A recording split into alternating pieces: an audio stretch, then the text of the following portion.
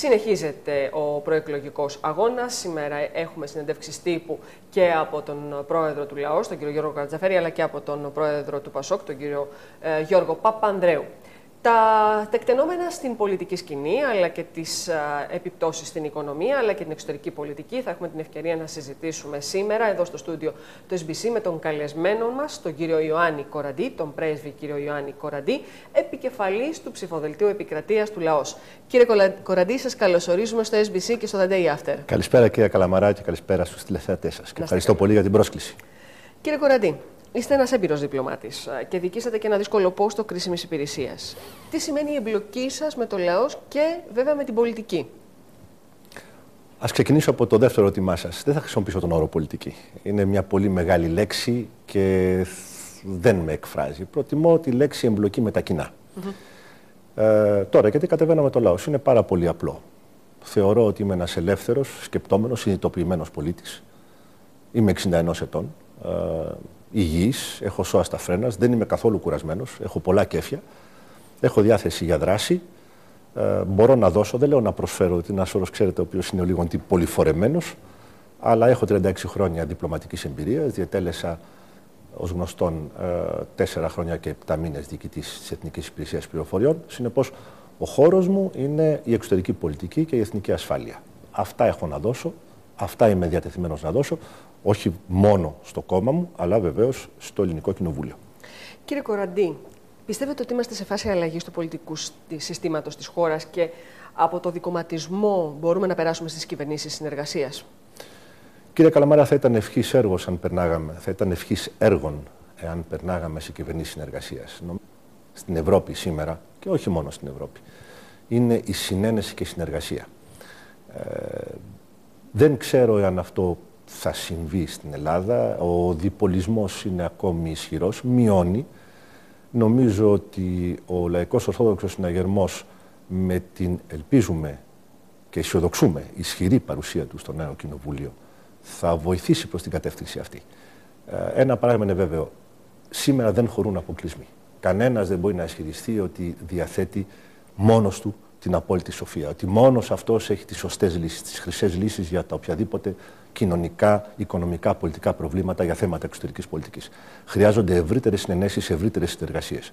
Και αυτό το λέω παρά το γεγονός ή ακριβώς λόγω του ότι ο σημερινός, θα μου επιτρέψετε τον όρο, ληστρικός εκλογικός νόμος μας έχει φέρει εκεί όπου είμαστε. Κύριε Κοραντή, όμως, σε μια χώρα που δυστυχώς το δόγμα Διέρε και Βασίλευ έχει ταλαιπωρήσει αρκετά, μπορούμε να κάνουμε αυτή την αλλαγή, μπορεί να γίνει αυτή η μετάβαση σε ένα σύστημα συνεργασίας, τουλάχιστον σε βασικούς τομείς της πολιτικής και της οικονομικής και της κοινωνικής ζωής? Πιστεύω πως ναι, εάν υπάρχει απαραίτητη πολιτική βούληση. Αυτό θα φανεί. Ειδικά μάλιστα όταν βλέπουμε συμπεριφορές μικρών κομμάτων που προβληματίζουν. Και θα δώσουμε και περισσότερα στοιχεία, θα αναλύσουμε και στην πορεία της συζήτησή μας περισσότερα και για τις συμπεριφορές και τις τακτικές του ΛΑΟΣ. Ωστόσο, μπορεί να επιτευχθεί αυτό έτσι όπως διαμορφώνεται αυτή τη στιγμή η πολιτική κατάσταση της χώρας? Κοιτάξτε, ο Λαϊκός Ορθόδοξος Συναγερμός έχει δώσει συγκεκριμένα δείγματα γραφής. Προτάσεις του σε διαφόρους τομείς, δράσεις συγκεκριμένες. Θέλετε να μιλήσουμε για την οικονομία? Συγκεκριμένα παραδείγματα. Είχε προτείνει ο κ. Καρατζαφέρης στην Βουλή την μείωση του ΦΠΑ κατά 1%. Γενική αντίδραση, γενικευμένη αντίδραση και από πλευράς κυβερνήσεως, όπως θυμόσαστε τότε, αλλά και αντιπολιτεύσεως του είδους, μα τι πράγματα εξωφρενικά είναι αυτά που λες, χρειαζόμαστε χρήματα, πού θα βρούμε χρήματα. Ως διαμαγείας, 2 μήνες αν θυμάμαι καλά, ίσως και λιγότερο, αργότερα, ο Πρωθυπουργός του Ηνωμένου Βασιλείου μείωσε το ΦΠΑ κατά 2-2,5 μονάδες. Δηλαδή δεν ήξερε ο κύριος Γκόρντον Μπράουν τι έκανε? Το έκανε εις βάρος του τόπου του? Άλλο παράδειγμα. Η Γαλλία μείωσε τον ΦΠΑ, η γαλλική κυβέρνηση, επί Σαρκοζή, κατά 1 μονάδα στο σύνολο του τουριστικού τομέα. Η Γαλλία, σας υπενθυμίζω, των 55 εκατομμύριων τουριστών. Έτσι, μακρά να απέχει των δικών μας επιδόσεων. Ούτε εκείνος δεν ήξερε τι έκανε. Να σας δώσω ένα τρίτο παράδειγμα. Η Γαλλία ενίσχυσε την αυτοκινητοβιομηχανία της με εκατοντάδες δισεκατομμύρια ευρώ. Η αυτοκινητοβιομηχανία της Γαλλίας είναι μία από τις δύο βαριές της βιομηχανίας και η γαλλική οικονομία είναι η μία από τις δύο ατμομηχανές ή ηλεκτρομηχανές, για να είμαστε σύγχρονοι, της ευρωπαϊκής οικονομίας. Με ποιο στόχο? Για να επανέλθουν τα εργοστάσια τα οποία έχουν εγκατασταθεί στην Τσεχία, στη Σλοβακία, στην Πολωνία, να επανέλθουν στη Γαλλία για να δουλέψουν οι Γάλλοι εργάτες. Αυτό βεβαίως δεν ήταν ανώδυνο, προκάλεσε, όπως γνωρίζουμε, κάποιες τριβές σε επίπεδο κυβερνήσεων, σε επίπεδο σχέσεων μεταξύ των χωρών, αλλά πολύ σωστά νομίζω ο πρόεδρος Σαρκοζή κοίταξε πρωτίστως το συμφέρον των Γάλλων. Εδώ πέρα τι είχαμε? Είχαμε μια καλή προαίρεση, την κυβέρνηση να εγγυάται 28 δισεκατομμύρια ευρώ, εκ των οποίων, αν δεν κάνω λάθος, γύρω στα 5 δόθηκαν ρευστό στις τράπεζες. Με ποιο στόχο? Μα πολύ απλά να ανοίξουν τα ταμεία να δανειοδοτούν επιχειρήσεις, επιχειρηματίες, μικρομεσαίους και ιδιώτες.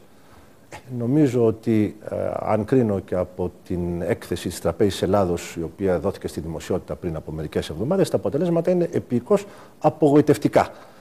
Δεν θα μπω στο παιχνίδι του γιατί οι τράπεζες έβγαλαν 7 δισεκατομμύρια κέρδη ενώ δεν δάνεισαν και ούτω καθεξής. Αυτά είναι αντικειμενικά και είναι γνωστά. Το ζητούμενο είναι ότι μια καλή προαίρεση, εντός εισαγωγικών αν θέλετε, έμεινε χωρίς αποτέλεσμα. Γιατί δεν λειτουργήσε το σύστημα? Γιατί οι τράπεζες δεν δανειοδοτούν? Γιατί πολύ απλά, αν θέλετε απλοϊκά, τα επιτόκια δανεισμού είναι στα ύψη στην Ελλάδα, ενώ είναι σε πολύ βατά επίπεδα στην Δυτική Ευρώπη, στην Ευρώπη, στην υπόλοιπη Ευρώπη. Πρόταση την οποία είχε κάνει ο πρόεδρος του λαός ήταν να συνδεθούν αυτά τα επιτόκια με το επιτόκιο χορηγήσεων της Ευρωπαϊκής Κεντρικής Τράπεζας. Μπορεί αυτό να γίνει κάποια μέρα εδώ πέρα. Γιατί να μην έχει ήδη γίνει? Το ζητούμενο, κυρία Καλαμαρά, είναι να μπει χρήμα.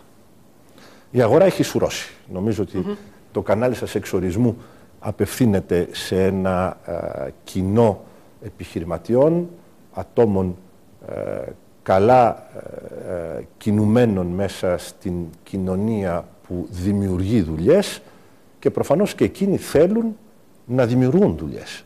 Αλλά για να γίνει αυτό το πράγμα πρέπει να υπάρχει ανάπτυξη. Ανάπτυξη όταν δεν μπαίνει χρήμα δεν γίνεται. Αυτή τη στιγμή η αγορά έχει σουρώσει. Είμαστε μέσα σε ένα κουτί και απλά αφαιρείται αέρας μέσα από το κουτί και κάποια στιγμή η οικονομία θα πεθάνει. Είναι απλό. Κύριε Κοραντή, θα έχουμε την ευκαιρία στο επόμενο μέρος της εκπομπής μας να σχολιάσουμε την πρόταση προκειμένου να βγούμε από αυτό το αδιέξοδο που επισημάνατε μόλις τώρα. Παράλληλα βέβαια και με την εξωστρέφεια της ελληνικής οικονομίας και των ελληνικών επιχειρήσεων. Έχετε εμπειρία από τις διεθνείς αγορές. Θέλουμε και την γνώμη σας με βάση αυτή την εμπειρία. Κυρίες και κύριοι, στο σημείο αυτό περνάμε στο πρώτο μας διαφημιστικό διάλειμμα.